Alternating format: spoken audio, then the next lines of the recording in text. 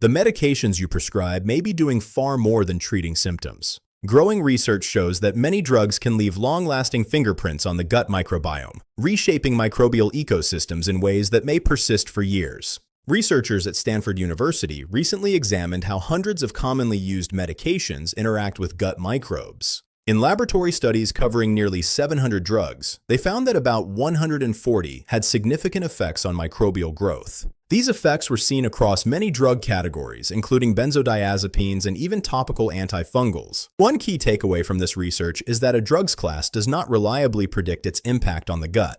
Each medication interacts with microbial species in its own way, sometimes feeding certain microbes while starving others. By understanding how individual species respond, researchers are now building models to predict how an entire microbial community may shift during treatment. This represents an important shift in microbiome research. Instead of focusing on generalized solutions like probiotics for everyone, scientists are moving toward personalized predictions. The goal is to anticipate which patients are likely to benefit from a medication and which may experience unintended consequences, even before a prescription is written. Evidence supporting this approach continues to grow. A large population-based analysis published in mSystems showed that starting or stopping many medications, including antibiotics, antidepressants, proton pump inhibitors, beta blockers, and sedatives, was associated with measurable changes in the gut microbiome. In some cases, the effects of benzodiazepines were as strong and as long-lasting as those caused by broad-spectrum antibiotics, persisting for several years.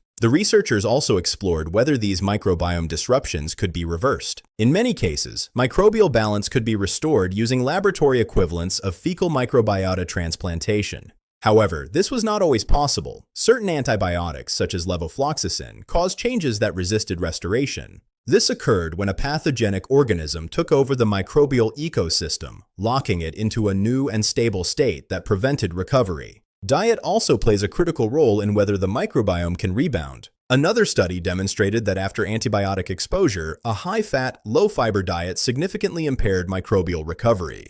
Even fecal transplants were ineffective when combined with poor dietary patterns. In contrast, a high-fiber, low-fat diet supported faster and more complete recovery from dysbiosis. Taken together, these findings highlight an important clinical question. Should the goal be a microbiome that fully returns to its original state? Or is it enough to have one that functions well despite lasting changes? Researchers are still defining what true recovery means and how much resilience is necessary for long-term health. While fecal microbiota transplantation shows strong potential, applying it routinely in clinical practice remains complex. Still, most microbial communities appear capable of recovering over time, and ongoing research continues to refine how and when these interventions should be used.